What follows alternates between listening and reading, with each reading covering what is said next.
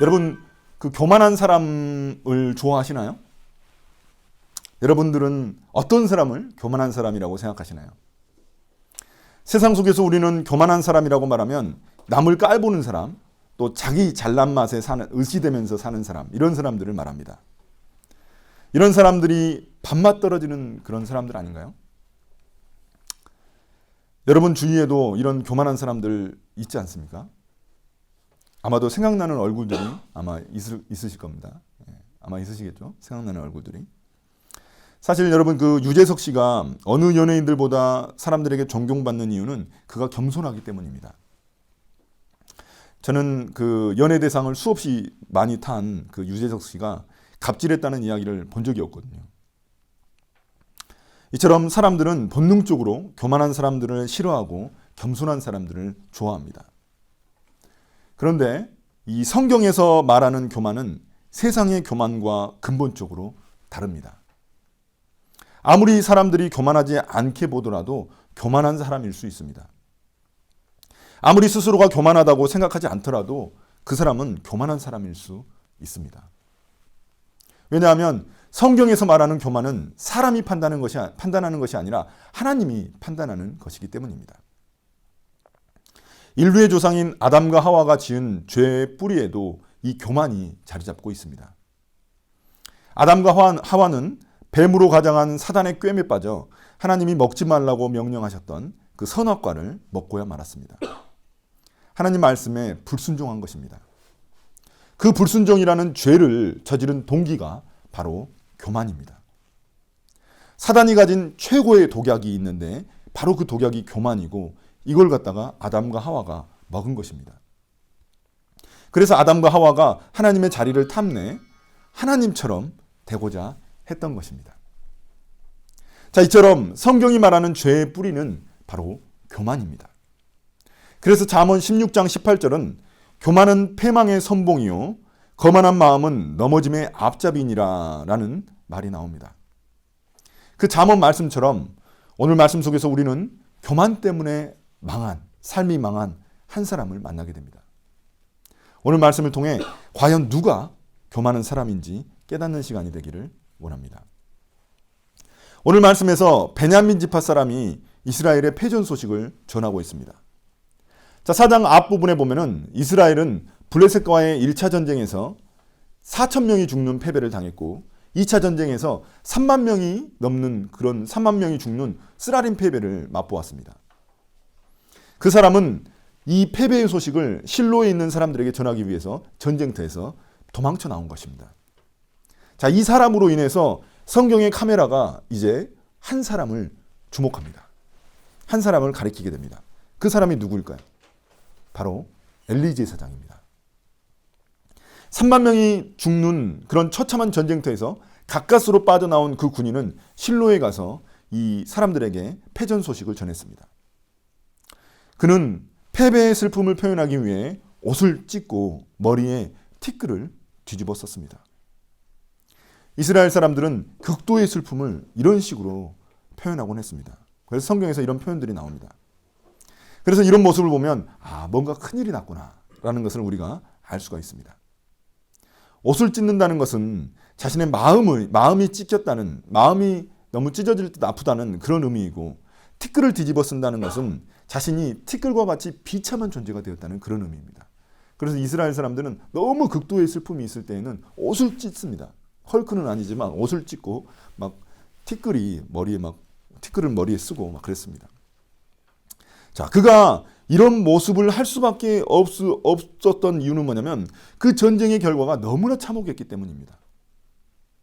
3만 명이라는 대부분의 그 이스라엘 군사들이 죽었고, 또 엘리 제사장의 아들인 홈니와 비느하스 제사장도 전사했습니다. 그러나 가장 큰 문제는 따로 있었습니다. 바로 하나님의 언약궤를 블레셋에게 빼앗겼다는 것입니다. 언약궤가 무엇인가요, 여러분? 언약궤는 우리가 출애굽기에서 성막을 다룰 때 설명했었습니다. 성막은 거룩한 순서대로 바깥들, 성소, 지성소로 나누어져 있습니다. 그런데 가장 거룩한 곳, 지성소에서 유일하게 있는 뭐가 있는데 그 물건이 바로 뭐냐면 언약궤라는 것입니다. 이 언약궤에는 두 명의 천사가 이렇게 날개를 갖다가 맞대고 있습니다. 덮고 있어요. 그 언약궤를. 이렇게 거룩한 곳이기 때문에 대제사장도 1년에 딱 한 차례만 그 지성소에 들어가가지고 언약궤 앞에서 하나님을 만나게 되는 겁니다. 그래서 이 언약궤는 하나님을 만나는 장소로서 하나님의 임재를 상징하는 겁니다. 그래서 이 언약궤를 빼앗겼다는 것은 하나님이 이스라엘을 떠난다는 것이고, 이는 곧 어떤 의미냐면 나라가 망한다는 그런 의미였습니다. 그렇기 때문에 언약궤를 빼앗긴다는 것은 어마어마한 일인 거죠. 나라가 망하게 생겼습니다.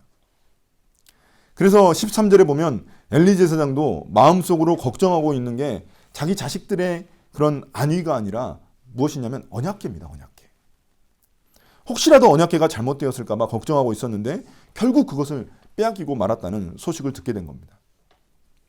그런데 좀 재밌는 사실은 뭐냐면 이러한 패배 소식을 먼저 들은 사람들이 누구냐면은 이 엘리 제사장이 아니라 백성들입니다.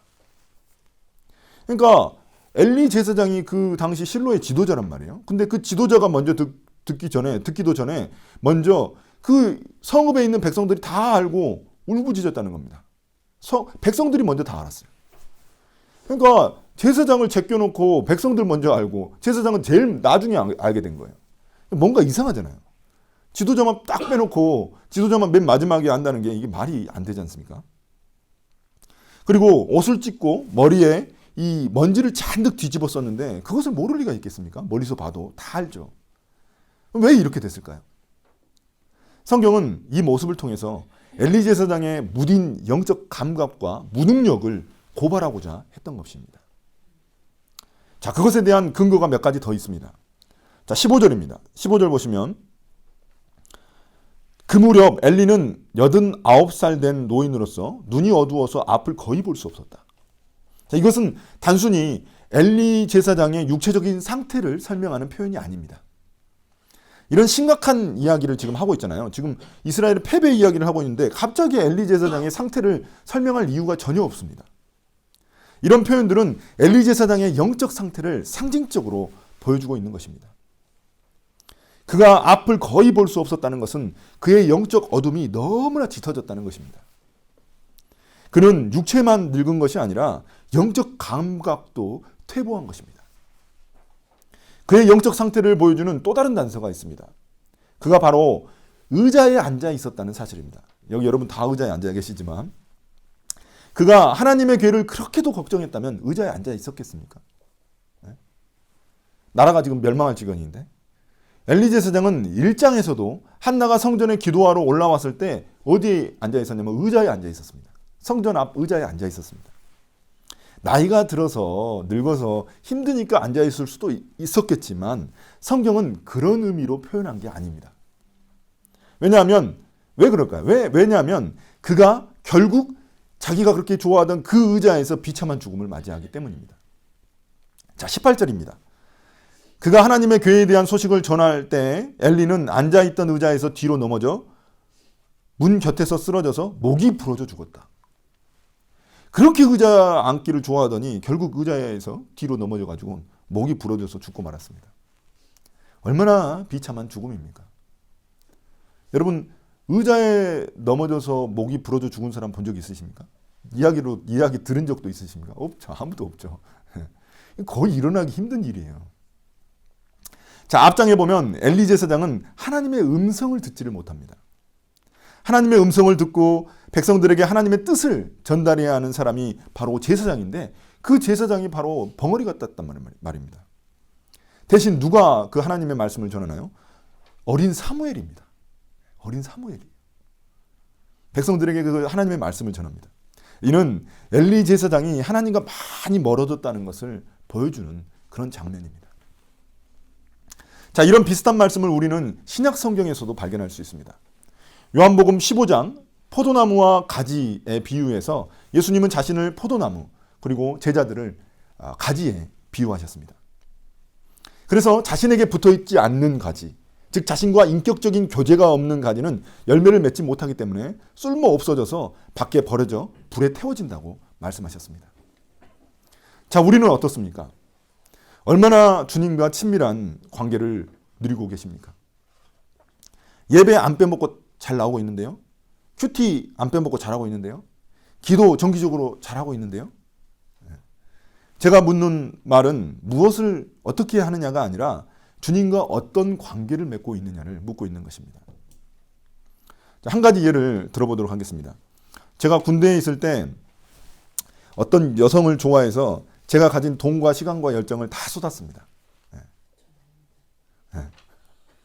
그래서 저는 그 자매랑 제가 사귀는 줄로 생각했습니다. 제가 그 자매랑 사귀는 줄 알았어요. 제가 사귀자는 말은 안 했지만 정말 제가 사귀는 줄 알았습니다. 그런데 그게 아니었어요. 그 여성은 저를 떠나면서 자기는 저랑 사귄 게 아니고 저한테 마음을 준 적도 없다고 그렇게 이야기를 했습니다. 아주 충격적인 말이죠.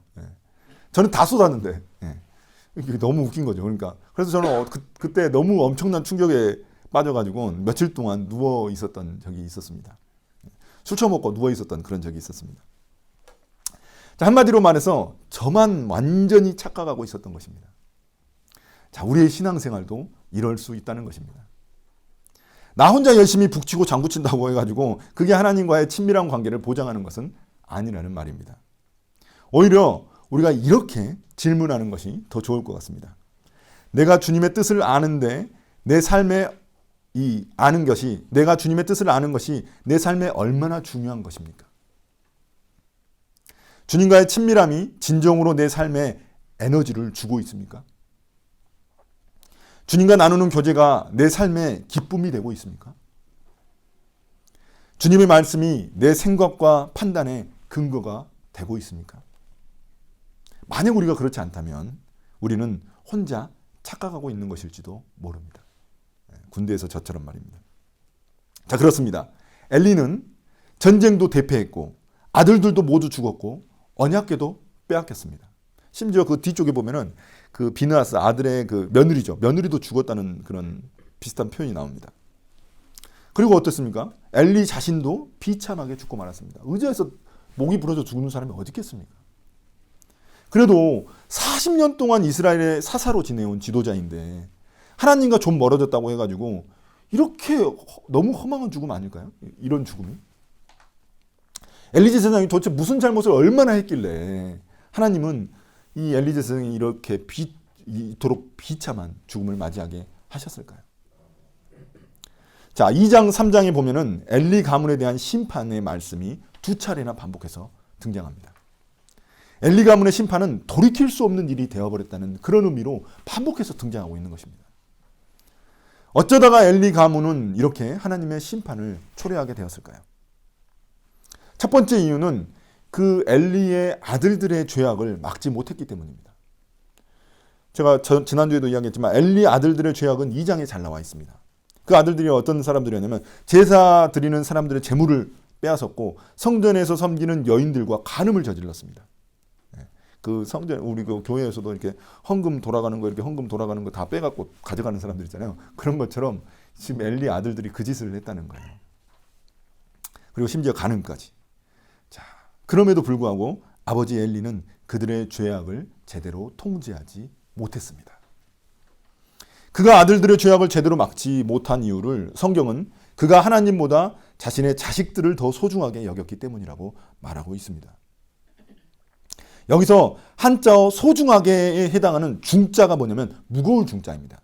자, 내가 제 아내를 소중하게 여깁니다 할 때 그 중자가 바로 무거울 중자입니다. 무거울 중자.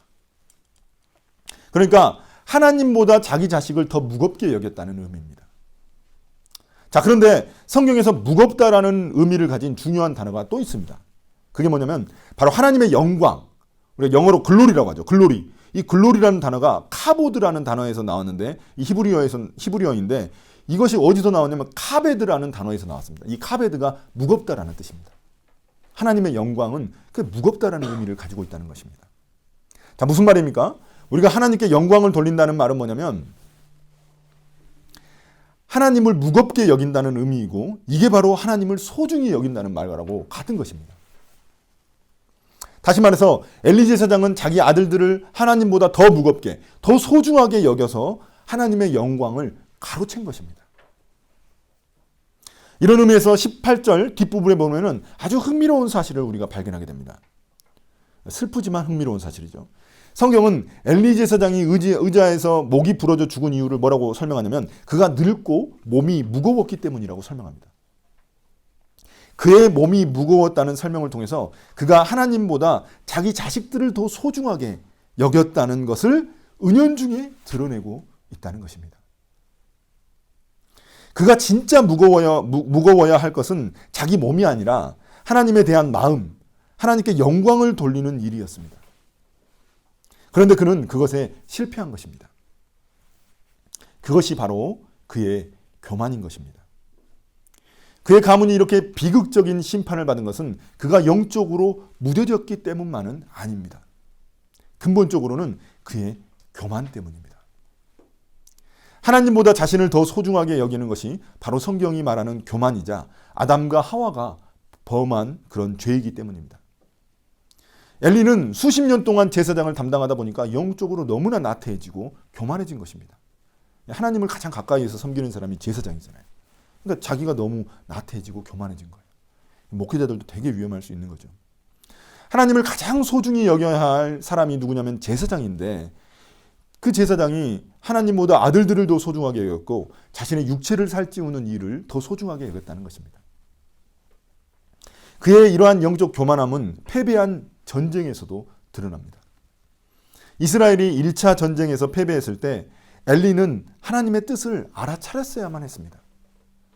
고대 세계에서 전쟁은 신들의 전쟁이기 때문에 이스라엘은 전쟁에서 패배한 이유를 하나님에게서 찾았습니다. 그렇다면 자신들의 죄를 먼저 찾아봤어야 합니다. 우리가 무슨 죄를 지었나? 왜 하나님은 우리에게 패배를 주셨나? 이런 걸 생각해 봐야 됐어요. 근데 이 패배 소식을 전달한 군인처럼 1차 전쟁에서 패배했을 때 하나님 앞에 옷을 찢고 먼지를 뒤집어 쓰면서 그 슬픔을 표시하고 하나님의 뜻을 구했어야 했습니다. 그런데 그들은 오히려 어떻게 생각했냐면 뭔가 또 다른 기발한 방법을 생각해냈어요.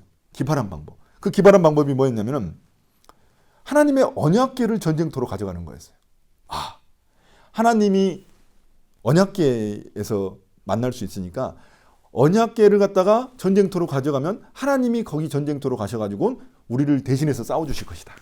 이렇게 생각하고 언약궤를 가져갈 생각을 한 거예요. 되게 기발한 생각인데 아주 못된 생각인 거죠. 그러니까 마치 언약궤를 부족처럼 생각한 겁니다.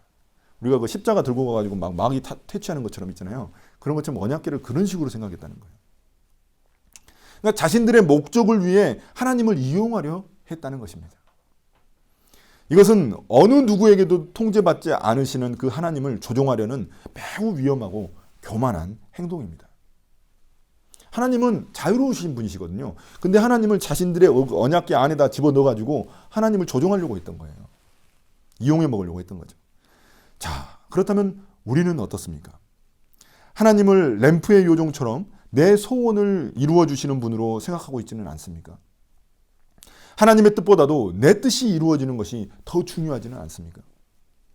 내가 교회 열심히 다녔으니까 보상받아야 된다고 그렇게 생각하고 있지는 않습니까? 제가 그랬습니다. 저는 대학교 3학년 때 예수님을 만난 후 너무나 열심히 신앙생활을 했습니다. 사람들이 보기에도 그렇고 내 스스로도 인정하기에 그랬습니다. 리더도 한 번도 빠짐없이 했었고 새벽 예배도 3년을 개근했습니다. 천둥 번개가 쳐도 새벽 예배를 갔으니까. 자, 그런데 문제는 뭐였냐면은 제가 취업할 때 자꾸 떨어지는 거예요. 4학년 말에 취업할 때 자꾸 떨어져요. 신앙생활 열심히 안 한 친구들도 좋은 기업에 취직하는데 저는 그게 안 되는 거예요. 그래서 하나님께 따졌습니다. 왜 신앙생활 이렇게 열심히 한 저에게 이런 고통을 주십니까? 하면서 주님께 분노했습니다. 저는 이해할 수도 없었고 그거를 받아들일 수도 없었어요. 인정할 수도 없었어요. 저는 그냥 좋은 기업에 제가 취직하는 게 하나님의 뜻이라고만 여겼습니다. 왜냐하면 저 신앙생활 열심히 했으니까. 그러니까 저는 마치 그 언약궤를 앞세운 이스라엘 백성들처럼 저는 하나님을 제 취업의 성공을 위해서 앞세웠던 것입니다.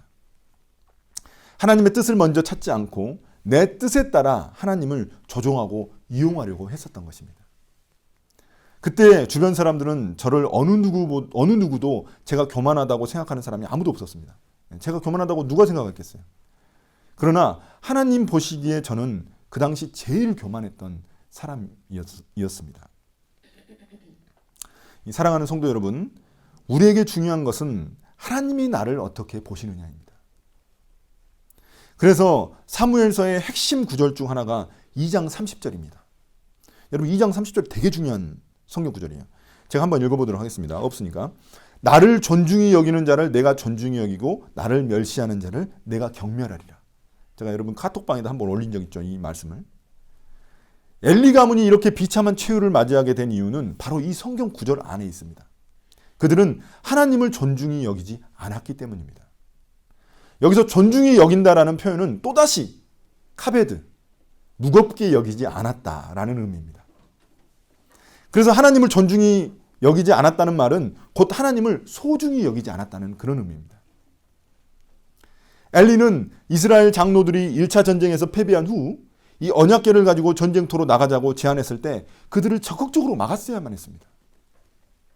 하나님을 도구로 사용하지 말라고 경고했어야만 했습니다. 그런데 그는 약간의 근심은 있었어요. 걱정은 있었어요. 그런데 그냥 내버려 뒀다는 것입니다. 아들 제사장들이 그 언약궤를 메고 못 가지 못하도록 막았어야 되는데 그렇게 하지 않은 거예요. 그들의 죄악을 방조한 것이 바로 엘리의 교만 때문입니다. 그 결과 1차 전쟁 때는 4천 명이 죽었어요. 근데 2차 전쟁에서는 몇 명이 죽었어요? 3만 명이 죽었어요. 제사장 2명 다 죽었고 엘리 아들 2명 다 죽었고 언약궤도 빼앗겼습니다. 언약궤를 가져갔는데도 불구하고 이렇게 처절하게 패배한 이유는 뭐냐면 하나님을 무시했기 때문입니다. 그리고 그 하나님을 무시하고 하나님을 경멸한 것 때문에 하나님이 진노하셨던 것이죠. 왜냐하면 하나님은 자신을 멸시하는 자들을 경멸하시기 때문입니다. 자, 오늘 말씀을 마무리하려고 합니다.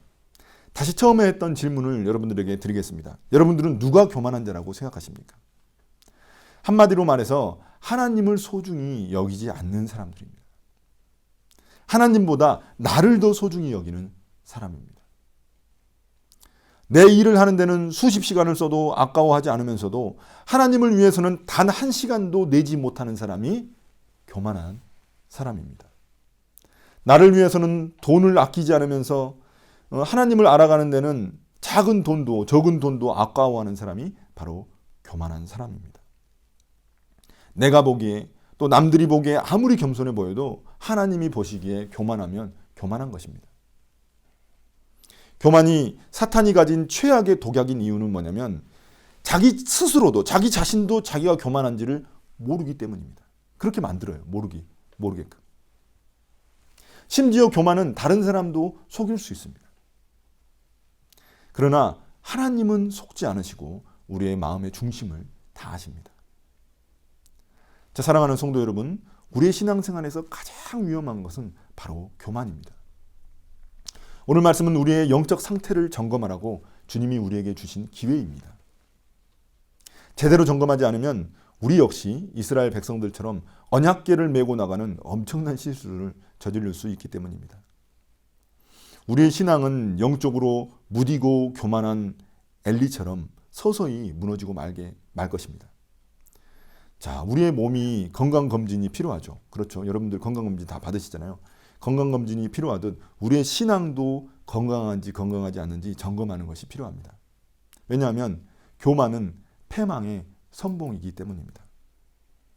우리 교회 성도들은 모두 주님을 나 자신보다 더 무겁게 더 소중히 여기며 주님께 영광 돌리는 삶을 사시기를 예수님의 이름으로 축복합니다. 아멘.